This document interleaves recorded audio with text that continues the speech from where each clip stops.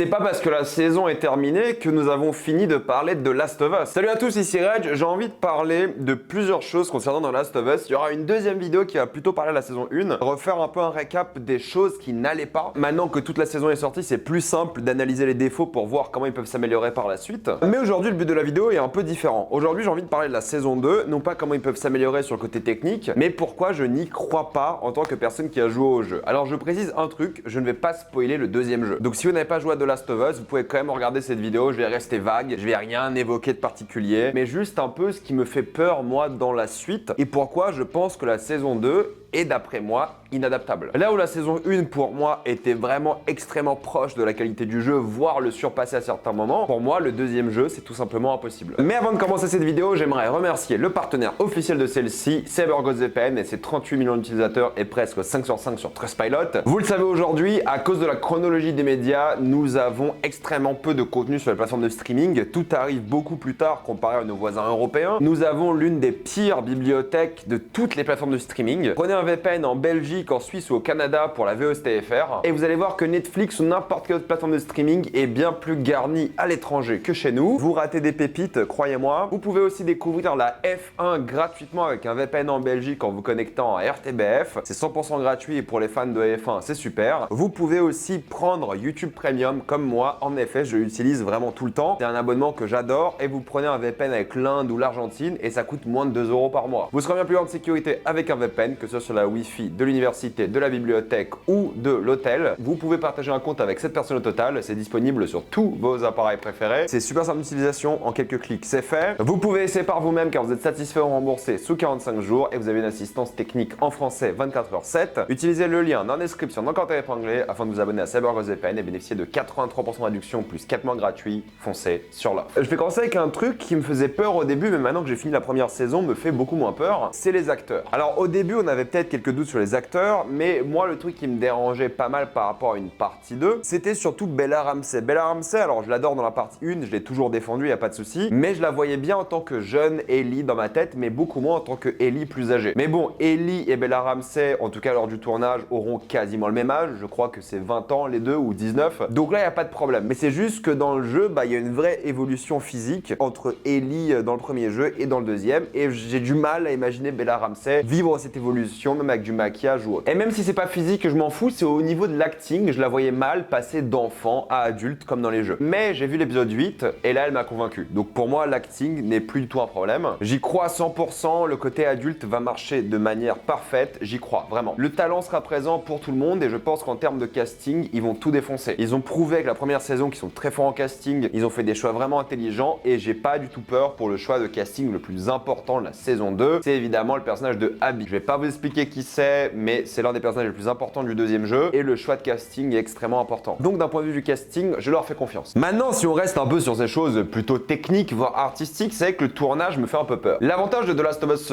partie 1 du jeu et de la série, c'est qu'en fait, on filmait beaucoup dans des endroits qui étaient globalement très vides. Il y avait ce côté western qui était bien mis en avant et c'est facile de trouver des endroits où il peut neiger. Tu peux avoir un peu des zones désertiques. Ce n'est pas un problème en soi. Sauf que le deuxième jeu, et sans trop spoiler, se passe majoritairement en ville. Ça se passe majoritairement à Seattle. Apparemment, ils veulent tourner la saison 2 dès la fin de l'année à Vancouver, qui serait une sorte de Seattle, et peut-être ils iraient tourner quelques scènes à Seattle, mais ils ont filmé la première saison au Canada et ils vont probablement rester au Canada. Mais c'est vrai que ça sera beaucoup plus cher de filmer en ville parce qu'il y a des décors à faire, il y a des fonds verts, des choses comme ça, et les moments en ville étaient cool, évidemment, mais tu voyais qu'il y avait de temps en temps les décors. Donc c'est dur de faire une saison qui se passe dans une seule ville. Et il y a plein de moments dans le deuxième jeu qui vont coûter extrêmement cher s'ils les font. Et ça, d'après moi, c'est un véritable problème parce que filmer majoritairement en ville, on aura peut-être cet effet où on voit que c'est pas vraiment une ville, on voit les décors, on voit vraiment ce qu'ils ont fait, et du coup ça peut être un peu casser l'immersion à déterminer, on verra comment ils gèrent, mais pour moi le challenge est bien plus élevé. Le budget va sûrement augmenter aussi, c'est sûr, mais le tournage sera évidemment difficile. Donc le budget doit augmenter, c'est une évidence, et il faut un truc qui est essentiel, il faut plus d'infectés. Le deuxième jeu a beaucoup d'infectés, le premier jeu en avait aussi beaucoup, mais là la première saison n'avait pas beaucoup d'infectés, et ça gâche peut-être un petit peu l'ambition de trouver un vaccin. Là, il faudra faudra plus d'infectés et il y a beaucoup de moments mémorables dans le deuxième jeu avec des infectés. Je vais pas rentrer dans le détail évidemment, mais il en faudra plus. Ça sera nécessaire et il faudra plutôt jouer la case infectée, créer des situations de stress par rapport à eux. Les passages avec les infectés sont honnêtement ceux qui m'ont le plus plu dans le deuxième jeu, contrairement au premier jeu, je crois, où j'ai plus aimé les passages humains entre guillemets. Là, il faudra un meilleur équilibre. Il faudra vraiment jouer la case apocalyptique infectée. Et ça, honnêtement, j'ai peur qu'ils ne le fassent pas. Ensuite, la saison 1 était plus ou moins violente. Il y avait quelques moments plutôt cool et il y avait de la violence. Mais la saison 2 est censée être beaucoup plus violente. Quand je dis beaucoup plus violente, c'est beaucoup plus violente. Il y aura des choses vraiment horribles qui doivent être mises en avant, c'est une évidence. On doit voir des choses qui vont faire mal, qui vont être brutales, où il y aura beaucoup de sang. La saison 2 doit être vraiment violente. Tout le deuxième jeu tourne autour de la violence. La violence physique, la violence psychologique et la violence thématique. Je n'entrerai pas dans les détails, mais il y a une thématique vraiment liée à la violence qui est importante dans le deuxième jeu. Et honnêtement, je ne pense pas qu'ils vont le faire. Ils ne vont pas aller au bout des choses, alors que le deuxième jeu, tu y joues presque en n'ayant pas envie d'y jouer, tellement tu as des scènes brutales émotionnellement et physiquement. Et en plus de ça,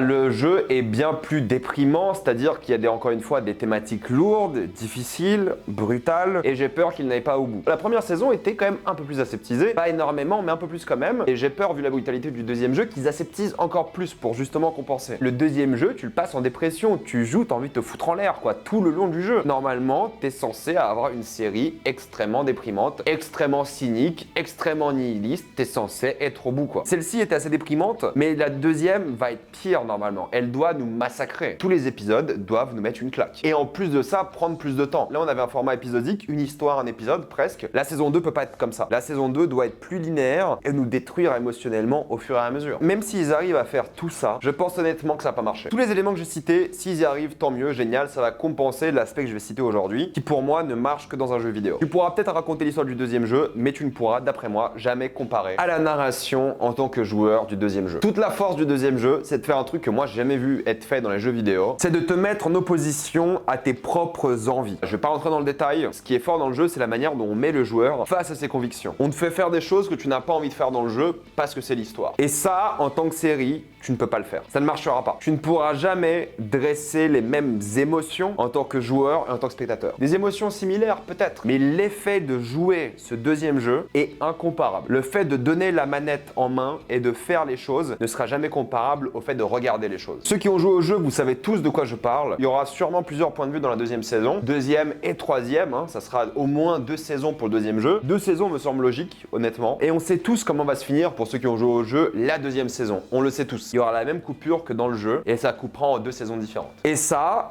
ne peut pas marcher en série télé. Ça ne sera pas pareil. Déjà que les gens qui ont joué au jeu avaient des sentiments un peu contradictoires et ils étaient énervés par rapport à certaines choses, face à la série, ces sentiments seront amplifiés et il n'y aura pas le fait d'interagir avec le jeu qui va rattraper tout ça. C'est simple, regardez la première saison, surtout l'épisode 7 avec le DLC. Le DLC marche bien car t'interagissais avec le monde, mais voir Ellie dans un centre commercial en tant que spectateur, ça t'ennuie. Quand t'es un joueur et tu joues dans un centre commercial à tous ces trucs-là, c'est cool. En tant que spectateur, c'est pas très intéressant. Le côté interactif, vraiment, je n'y crois pas. C'est normal, c'est pas fait comme ça. Peut-être l'histoire va être bien adaptée et j'en doute pas, elle sera sûrement bien adaptée et ils vont devoir prendre beaucoup de liberté pour le coup pour bien le faire. Mais ce qui rend unique pour moi de Last of Us 2, c'est pas l'histoire comme peut-être le premier jeu, c'est l'interactivité. Et quand je pense à The Last of Us 2, je pense à ça. Et m'enlever le truc le plus important pour moi du jeu et ne pas pouvoir le mettre dans une série, ça ne marchera pas. Ça sera différent, je suis d'accord. Et ça sera sûrement bien, mais ça sera impossible pour moi de rivaliser avec le jeu. Là où encore une fois, je trouve que la première saison a bien rivalisé avec l'histoire du jeu. Bref, je vais m'arrêter là. Mettez-moi dans les commentaires ce que vous en pensez. Ne spoilez pas pour ceux qui n'ont pas fait les jeux ou alors mettez un gros tag spoiler. Mettez-moi tout ça dans les commentaires. Pensez à vous abonner à la chaîne pour plus de vidéos. Mettez un j'aime, ça aide beaucoup la chaîne. Suivez-moi sur tous mes réseaux et avant de quitter cette vidéo, pensez à utiliser le lien dans la description, dans le commentaire épinglé afin de vous abonner à CyberGhostVPN et bénéficier de toutes les plateformes de streaming en toute sécurité et accessibilité. Tout ça pour 2,03€ par mois plus 4 mois gratuits. Foncez sur l'offre et moi je vous dis à la prochaine fois. Salut à tous.